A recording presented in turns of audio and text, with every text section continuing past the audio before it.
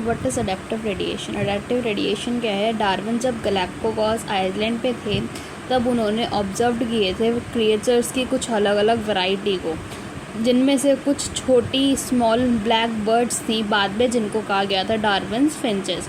तो वो देख के अमेज हो गए थे, चौंक गए थे कि उसी सेम आइलैंड पे काफ़ी सारी वैरायटीज़ हैं जो कि उसी आइलैंड पे इवॉल्व हुई हैं, जिनमें से जो ओरिजिनल जो सीड ईटिंग बर्ड्स थी, क्रीचर्स थी, वो many other forms with altered beak arrows, और काफ़ी सारी ऐसी थी जिनकी बीक में अलग अलग चेंजेस थे। इसकी वजह से वो इंसेक्टिवोरस थी और कुछ वेजिटेरियन फिंचेस बन गई थी।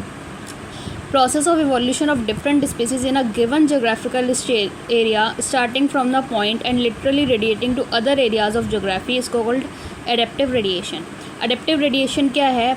इवोल्यूशन का वो प्रोसेस अलग अलग स्पीसीज़ का एक गिवन एरिया में जो स्टार्ट हो रहा है एक पॉइंट से और रेडिएट हो रहा है अलग अलग हैबिटेट्स में, जिसको हम कहेंगे अडेप्टिव रेडिएशन। इसका एग्जांपल देखा जाए तो डार्विन फिंचेस इसका एग्जांपल है। दूसरा ऑस्ट्रेलियन मार्सुपियल्स जो कि डिफरेंट हैं from each other, evolved from ancestral stock all within the Australian island continent, जो कि एक सिमिलर एंसेस्टर से इवॉल्व हुए हैं लेकिन वो क्या हैं अपने अलग एक दूसरे से अलग अलग हैं, ऑस्ट्रेलियन मार्सुपियल्स। ऐसे ही हैं हमारे प्लासेंटल मार्सुपियल्स का रेडिएशन देखें ऑस्ट्रेलिया का तो हमारे पास है Tasmanian wolf, tiger cat, wombat anteater, marsupial rat, kangaroo, wombat, bandicoot, koala, marsupial mole और sugar glider. Adaptive radiation of marsupials Australia में अब देखा जाए तो more than one adaptive radiation अगर एक आइसोलेटेड जोग्राफिकल एरिया में आए जिनके डिफरेंट हैबिटेट्स हैं तो उसको हम कहेंगे convergent evolution. Placental mammals in Australia exhibit adaptive radiation. अब कुछ एग्जांपल्स देखा जाए तो प्लासेंटल मैमल्स हैं और ये ऑस्ट्रेलियन मार्सुपियल्स हैं। जैसे मोल है, मोल का ऑस्ट्रेलियन मार्सुपियल होगा मार्सुपियल मोल, एंटीटर का न्यूम्बेट एंटीटर, माउस का मार्सुपियल माउस, लेमर का स्पॉटेड कस्कस, फ्लाइंग स्क्विरल का फ्लाइंग फ्लेंजर, बॉब कैट का तास्मानियन टाइगर कैट, वॉल्फ का तास्मानियन वॉल्फ। याद करने के लिए एक ट्रिक है जो कि आप मेरे शॉर्ट्स में देख सकते हैं। अब आता है बायोलॉजिकल इवोल्यूशन। बायोलॉजिकल इवोल्यूशन क्या होता है? डार्विन की थ्योरी के अकॉर्डिंग उसने क्या दिया था? Natural selection.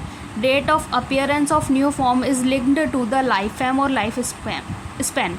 कोई नई लाइफ फॉर्म आ रही है तो उसका रेट ऑफ अपीयरेंस किस चीज़ से लिंक्ड है? उसके लाइफ साइकिल या लाइफ स्पैन से जुड़ा हुआ है। जैसे कि माइक्रोब्स जो कि बहुत ही जल्दी डिवाइड कर जाते हैं, कुछ घंटों में ही वो मिलियंस में पहुंच जाते हैं। अब जैसे कि हमने एक ली बैक्टीरियल कॉलोनी ए और दूसरी ली बी, तो इसमें ए वाली कॉलोनी में क्या है? Build in terms of ability to utilize a feed component. ऐसे बी में ये क्या कर रहे हैं? सर्वाइव कर रहे हैं अंडर न्यू कंडीशन। यहाँ पे बी में क्या है? Change in medium composition. तो इसमें क्या है? In due course of time, मतलब टाइम के साथ साथ जो वेरिएंट पॉपुलेशन है वो आउटग्रोथ कर देती है दूसरे को और अपीयर कर जाती है एज अ न्यू स्पीसीज। ये कुछ दिनों में ही ऐसा हो जाता है। और ऐसे ही देखा गया फिश और फाउल मेल जिसकी जो लाइफ स्पैन होती है वो काफ़ी सालों तक होती है, तो ये काफ़ी मिलियन ईयर्स तक लगा सकते हैं। तो इसीलिए जो फिटनेस बी की है वो बेटर है then A under new conditions. तो इसीलिए हम कहते हैं nature selects for fitness. Nature उसी को सेलेक्ट करेगी जो फिट होगा, फिटेस्ट होगा, जो कि बेस्ड होगा किस पे? कैरेक्टरिस्टिक्स जो कि इनहेरिट हो रही हैं, ट्रांसफ़र हो रही हैं। Adaptive ability is inherited. It has genetic basis. Fitness in the end result of the ability to adapt and get selected by nature. तो फिटनेस जो है वो एंड रिजल्ट है एबिलिटी का अडेप्ट के लिए, और वो जो फिटेस्ट होगा वो ही सेलेक्ट होगा by nature. Branching descents and natural selection. अब दो की कंसेप्ट्स हैं हमारी डार्विनियन थ्योरी ऑफ इवोल्यूशन के। बिफोर डार्विन लेमार्क आए थे जो कि फ्रेंच नेचुरलिस्ट हैं। उन्होंने ये कहा था कि जो इवोल्यूशन ऑफ लाइफ फॉर्म है वो डिराइव होता है by the use and disuse of organs, मतलब जो ऑर्गन्स यूज़ हो रहे हैं या यूज़ नहीं हो रहे हैं उनके ज़रिए हमारे लाइफ का इवोल्यूशन मतलब उनका हुआ है। जैसे कि उसने एग्जाम्पल दिया एक जिराफ का, जो कि एक बहुत ही बड़ा पेड़ है, तो उस पे जिराफ क्या कर रहे थे? वो बहुत बड़े बड़े पेड़ पे से वो घास मतलब उनकी पत्तियों को खाना चाह रहे थे। तो इसीलिए उन्होंने क्या शुरू कर दिया? अपनी गर्दन को उचकाना शुरू कर दिया और आगे के पैरों को उचकाना शुरू कर दिया। तो यही क्या होता गया? ये पास्ट करा acquired character of the elongated neck to surrounding generation. तो ये आगे फर्दर जनरेशन्स पे ये चीज़ एक्वायर कर दी गई, मतलब एक्वायर हो रही थी, जाती जा रही थी। तो इसीलिए क्या हुआ, स्लोली धीरे धीरे कई सालों तक वो क्या एक्वायर करने लग गए, मतलब उनकी लॉन्ग नेक आने लग गई। तो इस चीज़ को किसी ने भी बिलीव नहीं करा था। आगे, इवोल्यूशन एक प्रोसेस है या रिजल्ट ऑफ प्रोसेस है। जब हम बात करें, when we describe story of this world, जब हम इस वर्ल्ड की स्टोरी के बारे में बात करें तो हम इवोल्यूशन को एक प्रोसेस मानेंगे। लेकिन अगर हम पे स्टोरी ऑफ लाइफ के बारे में पढ़ें तो हम इवोल्यूशन को एक कॉन्सिक्वेंस ऑफ प्रोसेस लेंगे, जो कि नेचुरल सिलेक्शन है। ये अभी तक भी हमारा इतना क्लियर इसके बारे में नहीं बताया गया। अब जो वर्क था थॉमस माल्थस का पॉपुलेशन पे, डार्विन उससे इन्फ्लुएंस्ड हुआ था। नेचुरल सिलेक्शन जो कि बेस्ड था ट्रू ऑब्जर्वेशंस पे, फैक्चुअल ऑब्जर्वेशंस पे। जैसे कि एग्जांपल, नेचुरल रिसोर्सेज अगर हमारे लिमिटेड हैं तो पॉपुलेशन क्या होगा, स्टेबल होगा साइज में, except for seasonal fluctuations, member of population vary, in fact no two individuals are alike, even though they look superficially similar, most variation inherited etcetera. दूसरा क्या है, अब देखते हैं, theoretically population size grow exponentially if everyone reproduce maximally. अगर हर एक जना मैक्सिमली रिप्रोड्यूस करने लग जाए तो पॉपुलेशन साइज़ क्या होगा, एक्सपोनेंशियली इंक्रीज़ करता जाएगा, बढ़ता जाएगा, जैसे कि एक ग्रोइंग बैक्टीरियल पॉपुलेशन में देखा जाता है।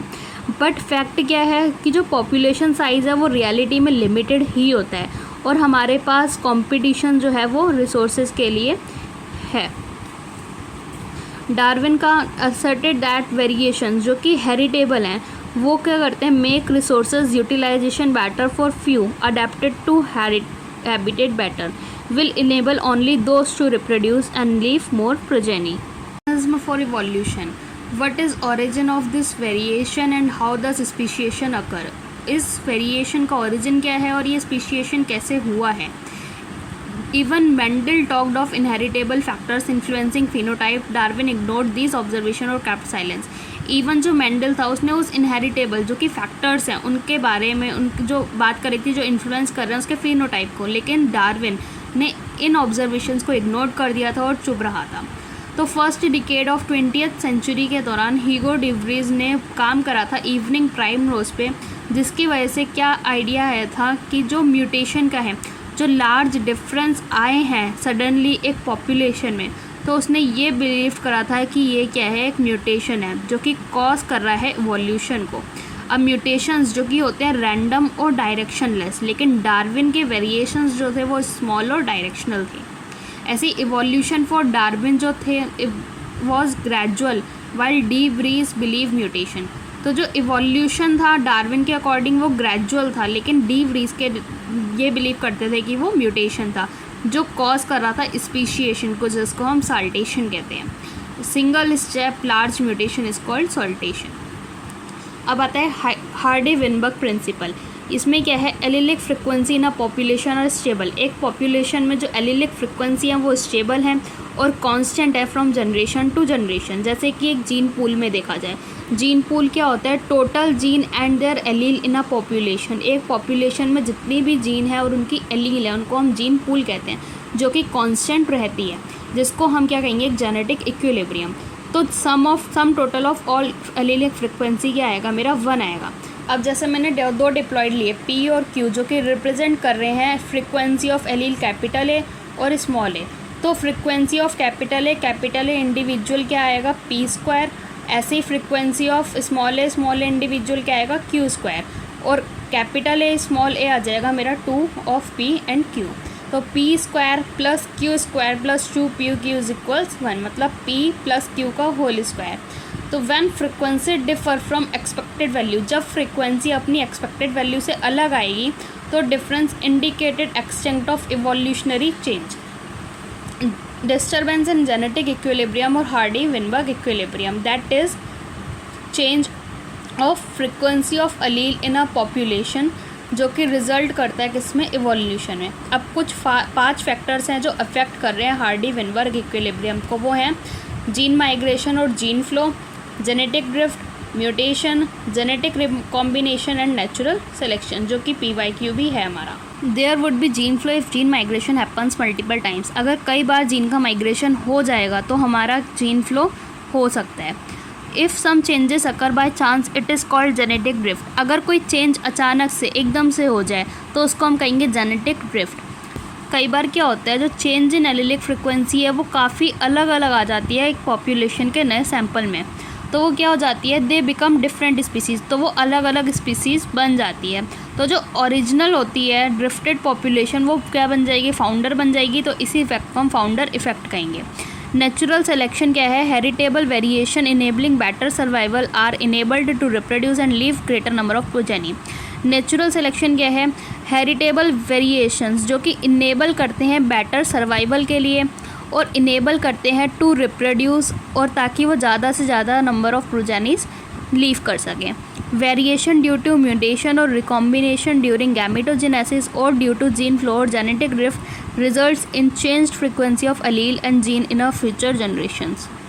म्यूटेशन और रिकॉम्बिनेशन ड्यूरिंग गैमेटोजेनेसिस, गैमेटोजेनेसिस के दौरान, गैमेट बनने के दौरान जो म्यूटेशन होगा या रिकॉम्बिनेशन होगा उसकी वजह से जो वेरिएशन आएगा, या फिर ड्यू टू जीन फ्लो, या फिर जीन फ्लो की वजह से, या फिर ड्रिफ्ट, जेनेटिक ड्रिफ्ट की वजह से जो रिज़ल्ट होगा चेंज इन एलिलिक फ्रिक्वेंसी, और ऐसे फ्यूचर जनरेशन्स में भी। नेचुरल सिलेक्शन लीड करता है स्टेबलाइजेशन को, डायरेक्शनल को, डिसरप्शन को। स्टेबलाइजेशन, इसमें क्या होगा, हायर और नैरो पीक आएगी, इसमें मोर इंडिविजुअल एक्वायर करेंगे मीन करेक्टर वैल्यू को, बीच वाली। डायरेक्शनल, इसमें क्या होगा, जो मोर इंडिविजुअल होंगे वो एक्वायर करेंगे उस वैल्यू को other than mean character value, तो वो डायरेक्शनल हो जाएगी। और डिसरप्टिव का मतलब है more individual acquire peripheral values at both ends of descriptive curve.